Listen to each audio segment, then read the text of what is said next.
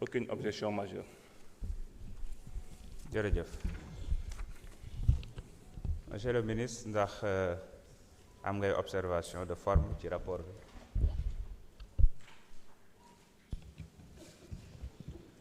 Merci beaucoup, Monsieur le Président de l'Assemblée nationale.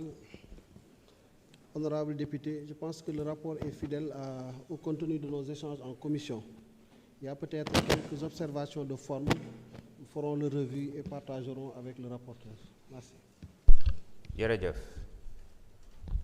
mes chers collègues am na ñu am ay observations de forme ci rapport bi.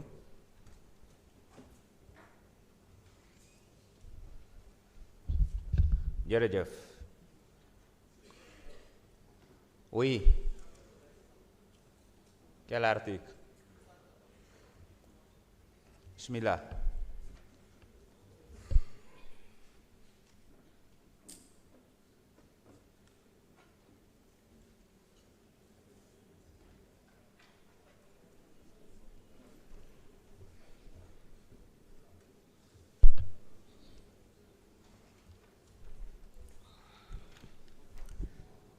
Merci, Monsieur le Président, Monsieur le ministre des Finances et du Budget, Monsieur le ministre chargé des relations avec les institutions, mes chers collègues. Monsieur le Président, je voudrais poser la question préalable tendant à dire qu'il faut qu'on ne puisse pas délibérer par rapport à cette loi de finances rectificative. Parce que pour la première fois dans l'histoire du Sénégal, on a voté une LFI sans débat. Le Premier ministre est venu ici, on a voté une LFI sans débat. Aujourd'hui, on vote, ou bien on va voter une loi de finances rectificative dans la même année, en procédure d'urgence, que vous avez toujours dénoncée. Et examinant le projet de loi de finances rectificative 2025, on constate un sérieux problème de gouvernance économique et financière, avec un régime plus soucieux de son confort que de l'épanouissement des populations. On exige des explications créditées sur la destination de 10 200 milliards contractés en 14 mois d'exercice, dont 4 500 milliards en 2024 et 5 700 milliards prévus en 2025. À titre de comparaison, sous le régime précédent, de 2019 à 2024, le besoin total de financement en 5 ans, je dis bien en 5 ans, malgré la pandémie de Covid-19, la guerre en Ukraine et la flambée des prix avec une inflation importée et les projets structurants majeurs s'élevaient seulement à 10 150 milliards en 5 ans, y compris, soi-disant, la dette cachée que nous contestons jusqu'à présent parce que le gouvernement accusateur, jusqu'à présent, ne donne pas ses preuves. Aujourd'hui, li may wax rek mooy man dama jàpp ne waruñu délibérer, dañu war a dàq débat bi même bu jaree session extraordinaire ñu def ko. lu tax Sénégal 60 ba léegi ñi ngi voté doog a voté loi de finance boo xam ne amul débat. Premier ministre moo ñëw fii. honorable oui ci wolof laay wax président. 5 minutes yu jotagul déglu ma rek. oui. da nga wax ne da nga def appel au règlement. oui. article 74. Absolument.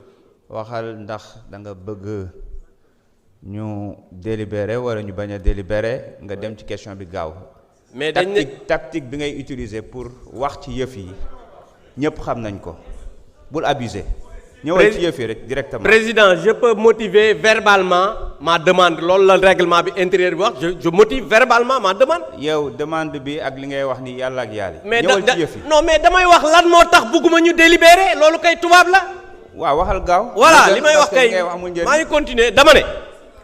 bëgguma ñu délibérer parce que 5 ans yi nga xamante ne nii ñun moom lañ fi defoon 10 100 milliards la ñu leb yéen ci ñaari at ngeen bëgg a leb lu ëpp 10 200 milliards ñu ne loi de finances dañu ko voté sans débat ñu ñëw bëgg a voté loi de finances rectificative en procédure d'urgence ñu ne ci condition yooyu nga xamante ni nii yéen da ngeen a waxoon jubal jubanti waaye fi mu toll nii jubadi lañu gis lëndëmal ak bëgg confort personnel maanaam alal ji nga xam ne moom la askan wi di jël seeni déem ak seen Dakar ngeen jël ko di ko wëndeeloo ko taxawaalu te loolu dañ ne dafa war a jeex fii ci réew mi donc loolu moo tax ma jàpp ne lii dañ ko war a dàq bu fekkee jar na session extraordinaire ñu def ko parce que ñoo xam ne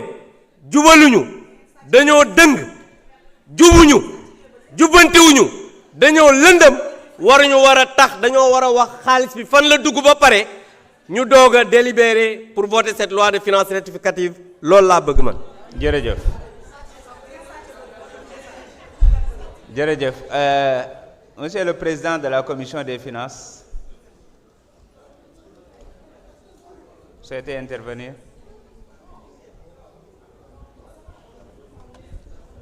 Vous pouvez venir ici ou bien insérer votre carte.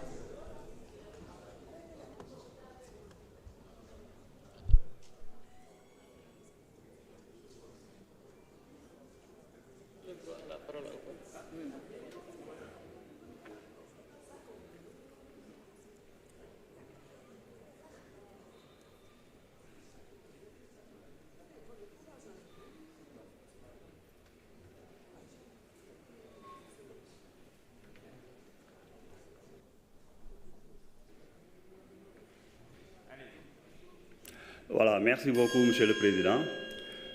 Man, je pense que nous sommes venus pour liguer. Vraiment, nous sommes venus pour caaxaan. Li ñuy def nii pour man dama jàpp ni fu caaxaan la. Vraiment, man maa ngi rejeté ma ñaan assemblée bi ñu continuer liggéey bi. Je vous remercie.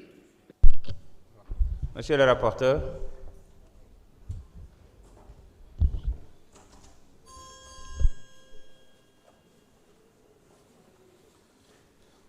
Merci, Monsieur le Président.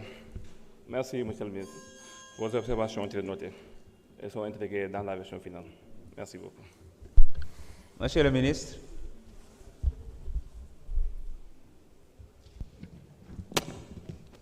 Merci beaucoup, Monsieur le Président de l'Assemblée nationale.